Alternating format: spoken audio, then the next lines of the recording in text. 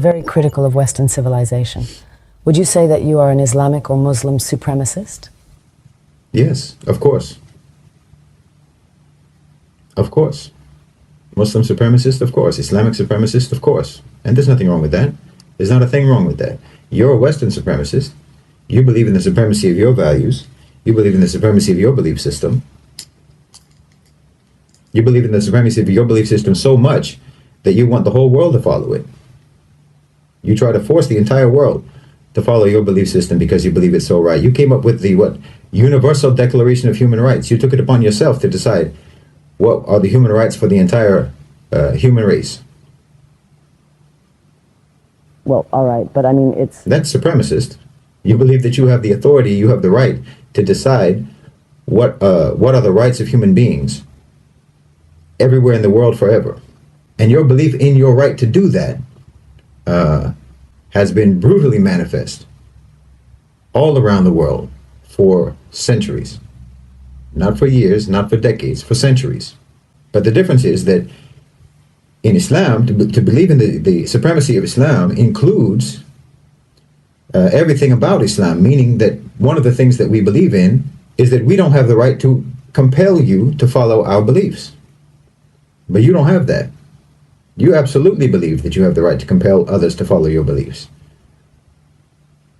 And the entire 20th century, and forget that, the 19th century, and as long as anyone can remember, is testimony to the fact that you believe that you have every right in the world to force all of the people in the world to follow your belief system. That you have the right to impose that on people. And people all over the world, in Africa, in Latin America, in Asia, in the Middle East, everywhere in the world can testify to the fact that you don't believe that you don't have a right to compel people. You absolutely believe that you have the right to compel people through force, through invasion, through occupation, through colonialism, through imperialism, through extremely coercive economic policies. But Muslims, we don't believe that we have the right to impose that. We believe lakum dinukum waliya din. To you your way, to us our way. To you your deen, to you your belief system, your way of life, your lifestyle, your approach to the world, and to us ours. That's part of our belief. So our supremacist nature about Islam includes the fact that we don't have a right to compel you to follow our way. We believe that our belief is superior.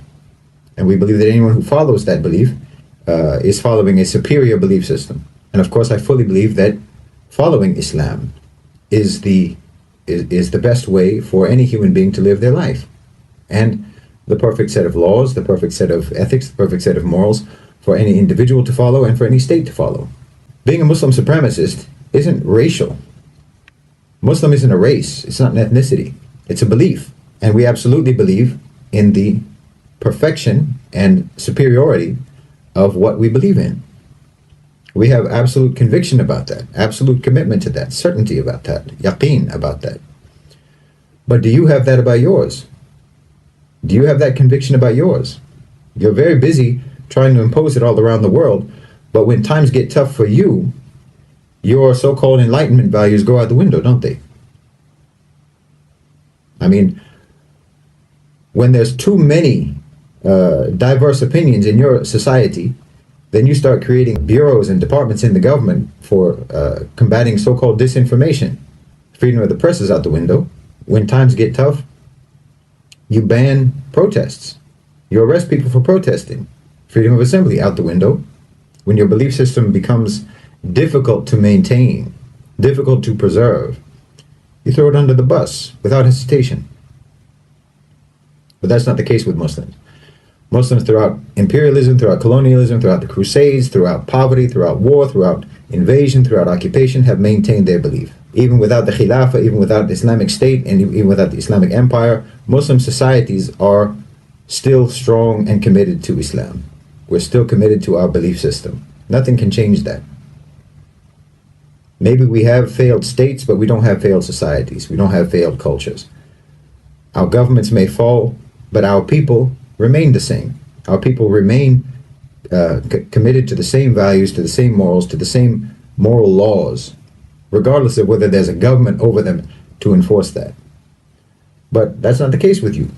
Even though you're trying to impose your value system all around the world, when things become difficult in your own societies, you abandon your principles, you abandon your values.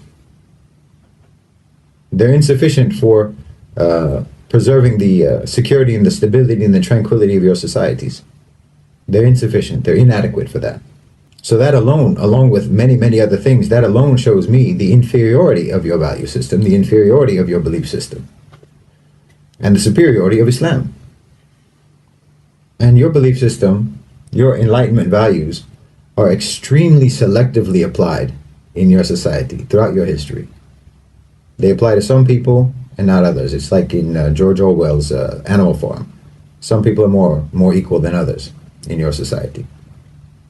Your value system is not evenly applied. I mean, there's obvious examples everyone knows about. But just look at democracy, for example. You want democracy all around the world, supposedly. You say that you want democracy all around the world, so-called. But you don't even apply democracy.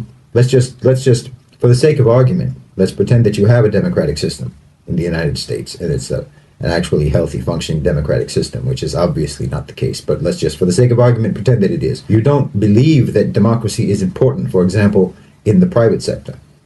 You don't believe that businesses, that companies, that corporations should be democratic. Your belief in the supremacy of democracy does not extend to the private sector.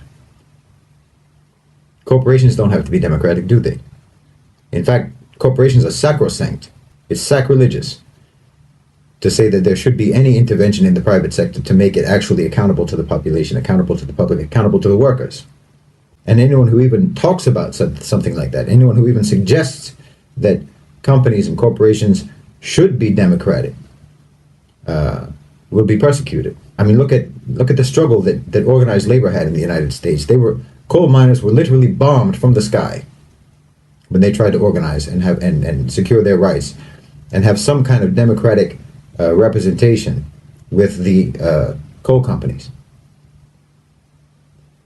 When just now, when the railway workers were wanting to strike for better wages, for more humane working conditions, more rational and reasonable and fair workloads that would actually help to guarantee the safety of those trains, Joe Biden and the government prohibited them from striking.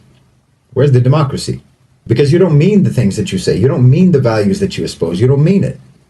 If you meant it, then you would apply it across the board. You would apply it to everybody in all institutions and all dimensions of your society. It would be applied everywhere, but it's not. Democracy doesn't belong in the workplace. Democracy doesn't belong in the company, in the business, in the corporation. And no one's even supposed to suggest that it should. That's an inferior belief system. It's inadequate. It's inadequate for building a civilization, for building a cohesive society. Because look, the only group identity, the only sort of group identity that makes any sense at all, it's not racial, it's not ethnic, it's not nationalistic, not even based on language or shared culture or shared heritage.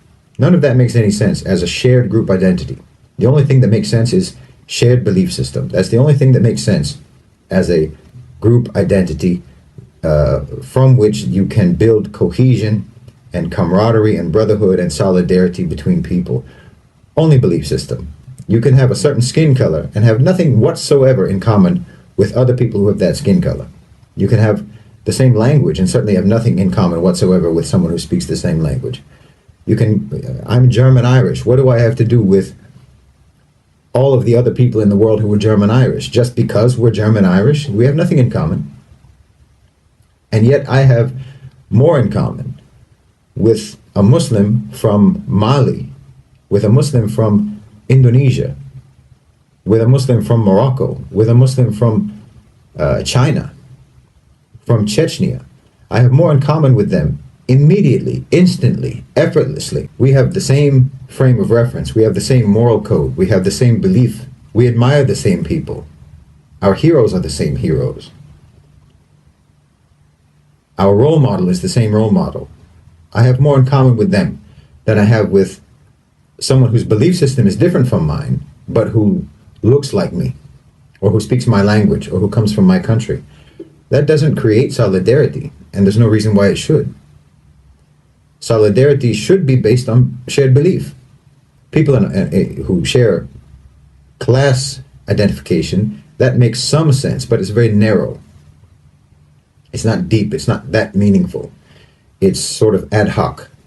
You can have class solidarity on an ad hoc basis, meaning you can have solidarity with other people in the working class, other people who are poor, or if you're on the other end of the spectrum, other people who are rich, because you have shared material interests. Those things are not identity markers that make any sense for building group solidarity, group cohesion, group identity, and sense of brotherhood and fraternity and togetherness and unity. And, this is why in the West you have, popping up all the time, all of these various identity groups, instead of, well, we all believe in Western values. We all believe in Enlightenment values. You don't have any set of civilizational values that actually build real solidarity and cohesion among your people. Because even the beliefs that you have, even the values and the beliefs that you have are incoherent and are divisive. Divide and conquer. I mean, if you wonder why American society is so divided, I mean divided in so many ways. It isn't just that the divides are deep, it's that the divides are so many. Black and white, race against race, advocates of this issue against opponents of this issue, even men against women and women against men. There isn't a single category within that society that doesn't have some corresponding nemesis. It's just divide and conquer, playing out domestically. And Democrats and Republicans is just another one of these divisions, because the country has been conquered by corporate economic imperialists. Look, I don't care who you vote for in November, because power doesn't care who you vote for in November. I've said it before. If you imagine that unelected power of the private sector is going to entrust the public with deciding how things are going to be run and who's going to run things, then you're living in a fantasy. It's absurd. America has subverted, sabotaged, and strangled democracies all around the world. They've been interfering with, tampering with, rigging elections across the globe for decades, from Haiti to Honduras, from Italy to Iran, from Syria to South Africa. They've toppled governments, assassinated elected officials, fixed elections, bribed and bullied and bulldozed democracies on every continent for a century. They don't think that any population in any country in the world can be trusted to elect leaders who will safeguard the interests of the American elite. So what makes you think that they're going to trust you with that power? They rig elections and install whoever they want in country after country, but somehow you think that they're not going to do that in your country. Why, how naive can you be? Listen, the election cycle in America is nothing but a mechanism for what you can call the campaign industrial complex, whereby billions upon billions of dollars of contributions, your money, are funneled into the private sector. I mean, when you donate to a politician or you donate to a candidate, where do you think that money goes? It goes directly to business. You're not doing anything but increase the revenue streams of consultancies, ad agencies, analytics firms, PR firms, media companies, social media companies, digital marketing agencies, events coordinators, on and on. This is nothing but the public providing basically an economic stimulus package to unproductive industries. It's a wealth transfer that you yourselves are participating in. You're literally just donating money to the private sector and getting nothing in return. Getting nothing in return except that you get to watch the most expensive fan fiction movie about democracy ever produced. I mean, look at the Democrats. Kamala Harris was just appointed as the nominee. She wasn't voted for. This is straight up succession, not election. There were no primaries. She hasn't had to outline her policy platform, and no one needs her to do that. All she has to do is to not be Donald Trump. This is the logic of demonization versus policy debate as a campaign strategy.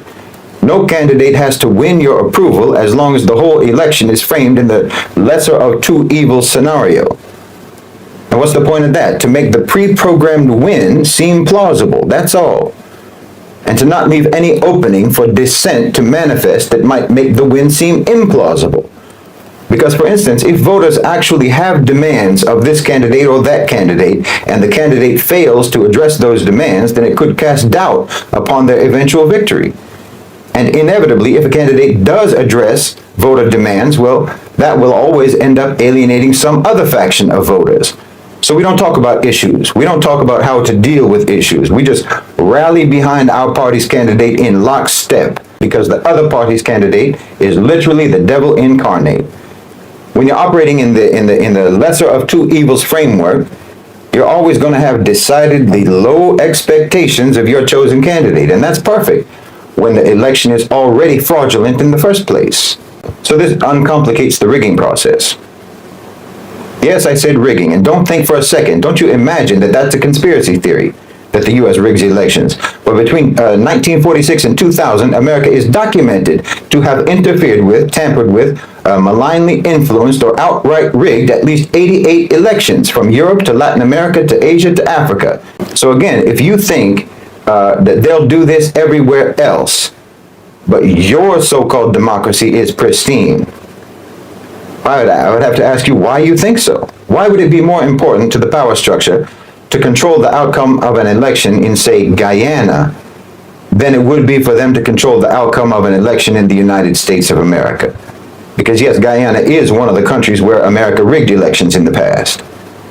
I'm telling you, I don't care who you vote for, because power doesn't care who you vote for, because the outcome is not determined by you. You know, Biden stepped aside because his pre-programmed victory could never be convincing. But look, Biden himself, the fact of Biden, a man who is literally in late-stage senility, a man who is visibly disintegrating before our eyes, the very fact that he was not only president, but was absolutely going to be run for another term, despite being a cadaver on strings, that should let you know that power does not reside in that office. Politicians serve two functions. The first is to distract you with the performance of democratic government, and the second is to be effigies that can be burned to satisfy public anger when the policies dictated by the private sector impose misery on the population. So when an American asks me who should they vote for, or when they say that this one is better than that one, or at least not as bad as that one, and what do I think, and so on and so on and so on, well, you may as well be asking me about which Marvel superhero is better than the other, because you're not talking to me about figures who have any real significance with regards to policy. You're not talking to me about figures who actually exert any control over anything. You're not talking about the real existing power structure. You're asking me to give you an opinion about a fictional scenario in which your government wields independent power. As long as you're fixated on this charade, there's no danger whatsoever of you ever having any impact on policy. You're just facilitating and collaborating with the divide and conquer tactics of the owners and controllers of global financialized capital. And I don't know how you can be so propagandized, to be honest. I don't know how you can be so propagandized that you can't even notice that actually your own media does tell you every day that the government is not in charge. I mean, how many times have you read, or how many times have you heard in the media, the market will decide? We'll have to see what the market does, and so on. But when they say the market, they don't mean you and I. They mean big business, multinational corporations, asset managers, stock market whales, not voters, not citizens, not Democrats, and not Republicans. You live in an oligarchy, and your so-called democracy is only performed as a distraction to keep you from noticing that fact. Now, for this election in the U.S., as I've said, Harris and Trump are just mascots representing two different factions of the OCGFC. And it's going to be just like what happened in Venezuela. The only way that Trump can win is by trying to out-rig the election rigging of the Democrats. But the Democrats are the incumbents, like Maduro was. So they have the advantage of overseeing the succession, and Harris is likely to win. The only thing that Trump can do is to try to boost his own popularity to the point that Harris's pre-programmed victory looks less plausible. But like I said before, it's not musical chairs where both candidates are walking in circles around the chair until the music stops, and then they have to race for the seat. Kamala is already in the seat, just like Maduro, and it's harder to get someone out of that seat than it is to just sit in it. So it looks like the neocons will probably stay in the White House. And that just means that the real battle between the military-industrial complex OCGFC and the global-oriented OCGFC, that battle is just going to go on a while longer.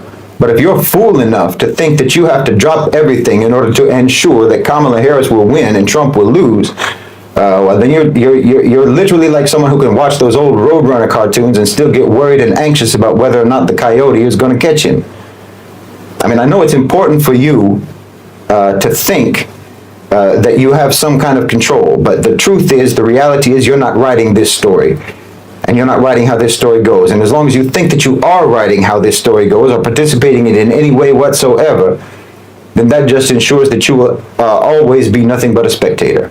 Unless and until you redirect your activism towards the private sector, and I mean organize and mobilize with the understanding that, for example, corporations are political entities. So treat them as such, deal with them as such, impose expectations and demands upon them as such. Unless and until you do that, all your get out the vote initiatives, all your campaigning, all your voting will never do anything for social and political change except to ensure that it won't happen. Boeing, for example, just used your government to make around $20 billion. Boeing, Raytheon, and all the other merchants of death and destruction. They just got $20 billion of your money to keep the genocide going in Gaza. That's their policy. Zionism is their policy. Genocide is their policy, and they're doing it for money. And they give almost evenly to the Democrats as they do to the Republicans, except they give slightly more to the Democrats. And it's almost even between what they give to Kamala Harris and to Donald Trump. They contributed a bit more to Harris.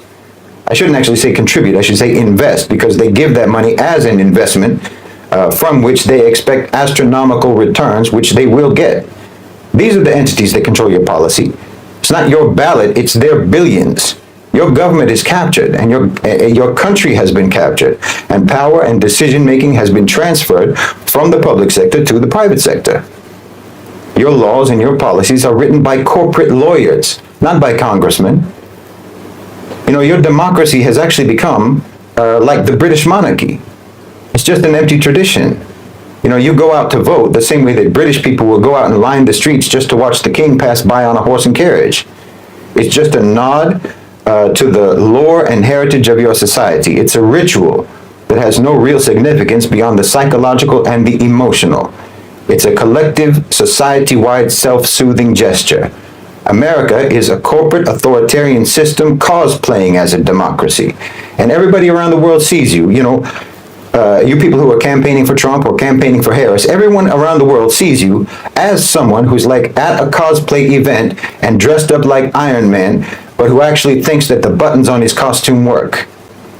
We have to elect Trump, or the meteor is going to destroy the earth. We have to elect Harris, or multi-dimensional aliens will kill us all. You're really invested in the fantasy storyline. But nobody in the world thinks that your democracy exists except for you. Because we know all too well what your democracy looks like when you export it to us. And you have the same one that you sent us, which means that you don't have one either. Look, you are not constituents of politicians, you're constituents of companies, and you need to organize yourselves along these lines. Democratize private sector power. At some point, your activism and your strategy has to actually be informed by the real existing power dynamics in your society, not just by the official version of the power structure that they taught you in civics class. Until you do that, I'm telling you that the harder you work for this party or the harder you work for that party, well, you're doing nothing but fortify and reinforce your own disenfranchisement and your own irrelevance. Hi guys, welcome back once again to YouTube channel. I'm B-Boy. Remember, if it was the first time you come across my video, don't forget to like this video, subscribe and share. And to my returning subscribers, thank you so much for your time. Thank you for your love and support. May God bless you wherever you are. Okay guys, in today's clip is all about Shahid Bolsen. We all know Shahid Bolsen is known for fighting for the right of black people and even for fighting for the right of Africa and some Caribbean countries, because earlier on there was a movement, even now there's a movement whereby a lot of African people and black Americans who were in the United States are asking for reparation for the wrong that they were being done during the early slave trade. Do you remember the transatlantic slave trade, the transatlantic slave trade that took in the early 19th century? So by a lot of African countries were being taken from African and taken to Europe forcefully, whereby African countries were being violated, were being depopulated, and it really causes a lot of violence to them, whereby these people were taken forcefully from Africa and taken to these Europe countries. And a lot of people that really came out and asked for reparation. We all know reparation is some amount of money that is being paid maybe for the wrong doing of a person. It can be paid through money or through being given land or through being apology, but as far as people are concerned, these people haven't been given none of the above. Even apology, there's no any Europe country that really came out and apologized to African countries or given them land so that at least they can tell them we are sorry for the wrong we did to you. And Shahid Bolsen is known for taking the truth, and a lot of people really love this man because if you can just look at this movement whereby a lot of African countries they need reparation, because when you come to Africa, a lot of people are really talking democracy. We all know democracy is sought by people through the government, and they say there is democracy in Africa, but as you can see, this democracy is being evicted by a lot of things. Corruption. Disadvantage of democracy in Africa is a lot of corruption, inequality, and a lot of people are being poor. There is a lot of people in Africa who are poor and there's no inequality through them. War everywhere, coup, civilization, terrorism, and a lot of people really are taking, but Africa is being governed by democracy, but we don't see these things really happening in Africa. So it's really high time. Remember during the early slave trade, a lot of Africans were taken to this Europe country forcefully, and right now, even in some Europe countries, there is some natural artificial, some African natural artificial that are in some European museum, whereby a lot of people are paying to go and see these things. Even some African, they are paying. Imagine you are paying to go and see your own ancestral artificial facts in this museum.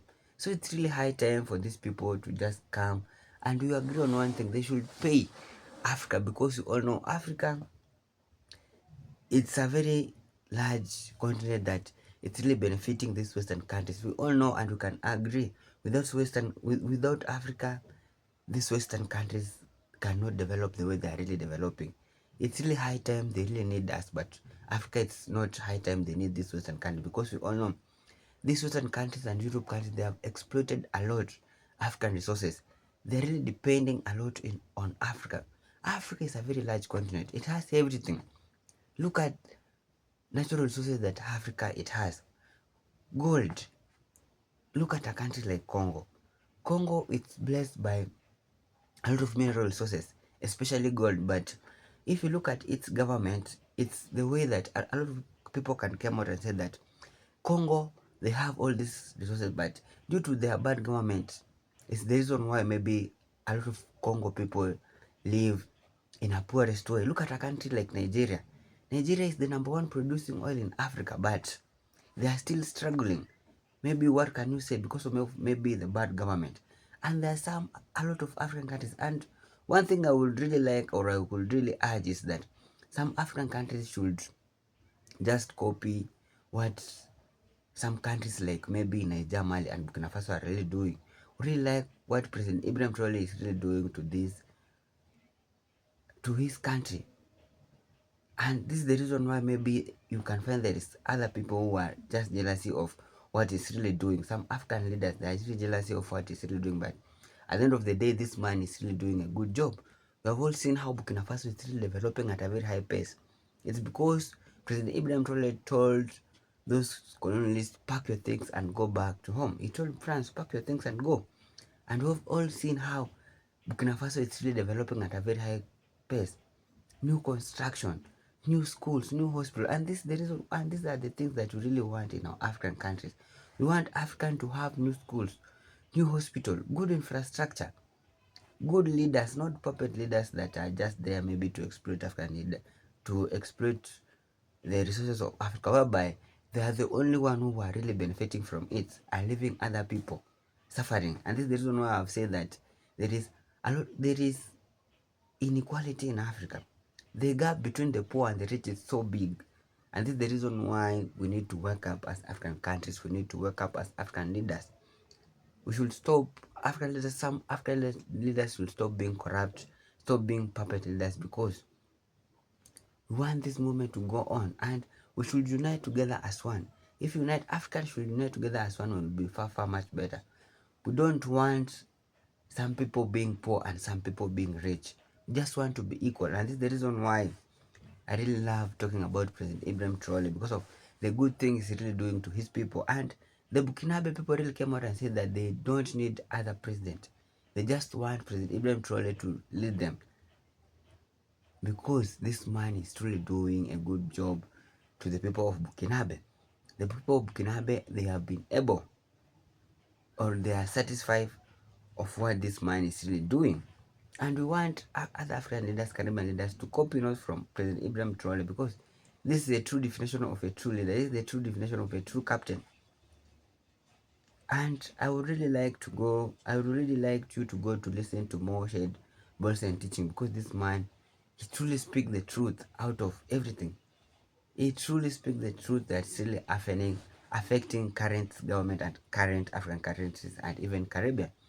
So if you have times, and even he has written some books, go and buy some books of him, because he has good teaching that's really teaching us of how we should unite together as one, and we should live